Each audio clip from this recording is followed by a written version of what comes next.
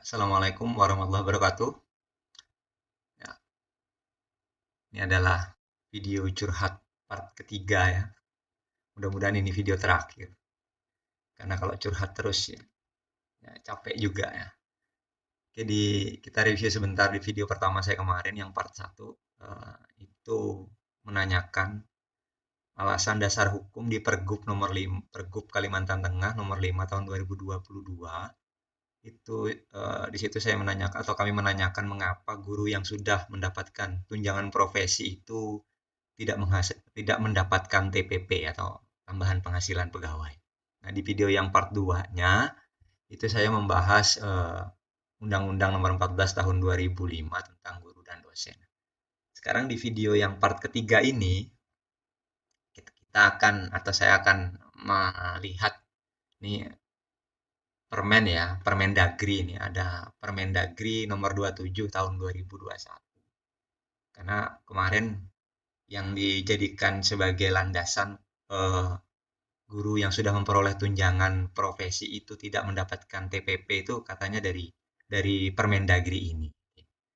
Langsung saja kita ke eh, isinya ya. Isinya nih Permendagri nomor 27 tahun 2021 ini tentang pedoman penyusunan anggaran pendapatan dan belanja daerah tahun anggaran 2022. Nah, langsung saja kita ke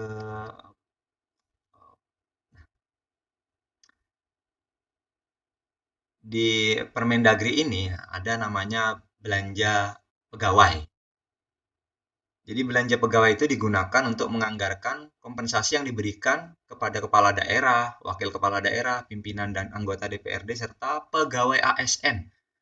Jadi ASN ini ada dua berarti kan? Ada PNS dan P3K karena dan ditetapkan sesuai dengan ketentuan perundang-undangan. Yang kedua, pemerintah daerah mengalokasikan belanja pegawai di luar tunjangan guru. Nah, tunjangan guru ini kan seperti yang sudah saya bahas di mana ya? Di video pertama ya. Di video pertama, ya, tunjangan guru itu ada tiga.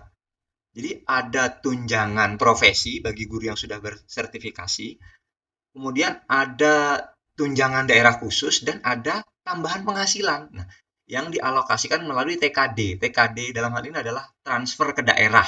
Ya, jadi tunjangan guru yang tiga tadi itu seperti yang sudah saya bahas di video part pertama itu dana dari pusat ditransfer ke daerah. Nah, gitu loh. Jadi pemerintah daerah mengalokasikan belanja pegawai di luar tunjangan guru. Tunjangan guru tadi ada tiga ya, yaitu tunjangan profesi bagi guru yang sudah bersertifikat mendidik, kemudian tunjangan daerah guru untuk daerah terpencil, tunjangan khusus ya namanya. Biasanya itu untuk yang guru yang ditempatkan di daerah khusus, ditempatkan di 3T. Dan ada tambahan penghasilan itu bagi guru PNS yang belum mendapatkan yang belum memperoleh sertifikat pendidik dapat tunjangan guru itu termasuk.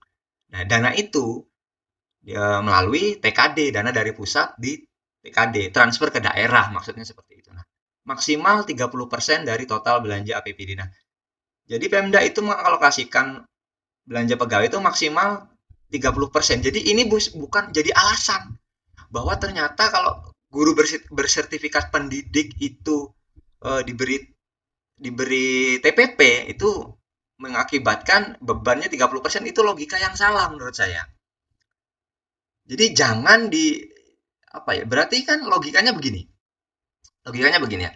Misalkan dalam sebuah keluarga itu ada tiga anak. Ada A, ada B, ada C. Ada tiga anak A, B, C. Anak ini kan oleh orang tuanya diberi apa ya? Uang jajan ya, uang saku untuk sekolah.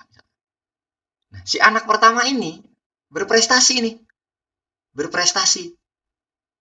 Dan dia dapat hadiah dari mengikuti lomba apa gitu ya, hadiah karena prestasinya.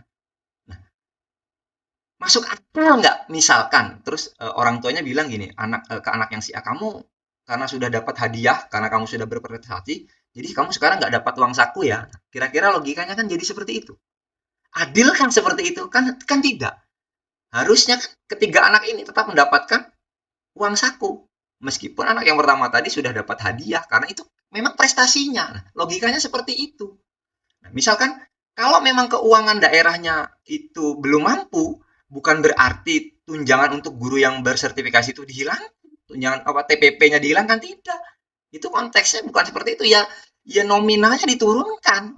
Ibaratnya uang sakunya tadi, misalkan orang tuanya ini hanya mampu memberi uang saku 5.000 sehari. Ya nggak apa-apa, yang penting adil, yang penting semuanya dapat. Nah, logikanya begitu. Bukan bukan bukan malah dibalik logikanya kan. Yang A dapat B ini sangunya jadi 10.000 karena kompensasi yang B dengan C tadi jadi uang uang sakunya 10.000 karena yang A tidak ada uang saku karena dia sudah apa tadi? Sudah dapat hadiah dari dia mengikuti perlombaan kan logikanya jadi seperti itu analoginya. Nah, kalau memang daerah itu belum mampu ya sekalian saja tuh tidak usah ada TPP kan begitu. Nah, jadi di sini saya hanya menuntut apa ya keadilan. Jadi kami hanya menuntut keadilan. Jadi, nah ini lagi yang dipermasalahkan nih. Ada di nomor 3 ini belanja pegawai tidak termasuk belanja untuk tambahan penghasilan guru, tunjangan khusus guru, dan tunjangan profesi guru. Nah, karena ini tadi ya sudah masuk di TKD, transfer ke daerah dari Kemdikbud, dari pusat. Nah, jadi ada 3 kan, tamsil. Nah, tamsil itu apa ya? Tamsil itu 250.000 per bulan untuk guru-guru PNS yang belum memperoleh sertifikat pendidik itu. Nah, sekarang kok yang guru apa yang dapat tamsil dari Kemdikbud kok dapat tambahan penghasilan lagi dari pemerintah daerah sementara yang sudah bersertifikat pendidik kok malah belum kok malah tidak dapat kan logikanya tidak masuk. Nah, dalam hal persentase belanja pegawai daerah telah melebihi 30%, Pemda menyesuaikan porsi belanja daerah secara bertahap dalam waktu 5 tahun. Jadi kalau ada suatu daerah ya, baik itu kabupaten, kota atau provinsi itu anggaran belanja pegawainya lebih dari 30% itu tidak masalah.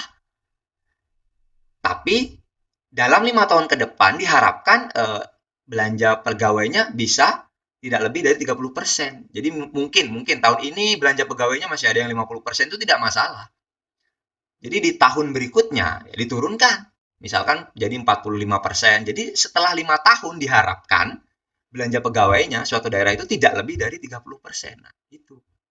Jadi jangan dipakai sebagai alasan bahwa guru yang sudah bersertifikat pendidik itu dapat tunjangan profesi itu kalau dikasih TPP dari pemerintah daerah malah malah jadi memberatkan keuangan daerah. Jangan logikanya seperti itu karena tadi seperti video saya di part 2 itu kan guru itu merupakan profesi yang memerlukan keahlian khusus.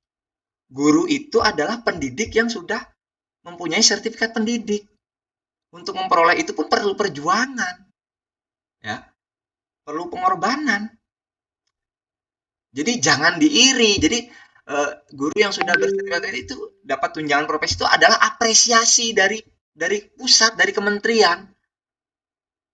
Jangan apresiasi itu malah di apa ya, malah membuat yang lain malah cemburu. Tidak, karena memang guru profesinya itu meningkatkan sumber daya manusia di sebuah negara. Itu adalah apresiasi dari pemerintah. Kalau guru yang sudah bersertifikat pendidik ya sama-sama sama-sama ibaratnya sama-sama pegawai dari Pemprov kan. Hanya karena dia sudah dapat penghargaan dari Kementerian Pendidikan, dapat dana dari pusat, terus tidak dapat apa TPP seperti PNS lainnya kan sama. Guru juga PNS pemerintah kabupaten, pemerintah daerah, pemerintah kota, pemerintah provinsi sama. Kalau misalkan itu melanggar ini, logikanya Jakarta itu nggak akan ngasih. Saya ambil contoh, karena teman saya ada guru di DKI Jakarta, sudah sertifikasi, tetap dapat tunjangan dari apa pemerintah daerahnya, dari Pemda DKI dapat. Nah, pemerintah DKI itu betul mengapresiasi gurunya, sadar bahwa untuk memberikan motivasi gurunya untuk lebih profesional. Jangan malah guru itu jangan-jangan guru ini seperti lagunya Umar Bakri malah dikebiri ya. Nah, jadi itu saja video kali ini ya. Jadi intinya kalau memang dasar hukumnya Permendagri ini memang eh, pemerintah daerah tidak boleh memberikan tambahan penghasilan pegawai atau TPP kepada guru yang sudah bersertifikat pendidik. Itu DKI kena duluan itu. Atau daerah-daerah lain kena duluan. Buktinya di DKI ya, atau daerah-daerah lain, guru yang memperoleh sertifikat pendidik dapat tunjangan profesi tetap diberikan tunjangan tambahan penghasilan pegawai TPP sama seperti pegawai-pegawai lainnya, tidak ada perbedaan. Nah, jadi itu saja video dari saya kali ini ya. Dan kemungkinan ini video terakhir. Mudah-mudahan tidak ada yang tersinggung, kita sama-sama apa ya, sama-sama. Kalau saya sih hanya mencurahkan isi hati saya, tidak ada tujuan lain, ya, tidak ada tujuan untuk menyudutkan siapapun. Demikian video saya kali ini, saya akhiri dulu. Assalamualaikum warahmatullahi wabarakatuh.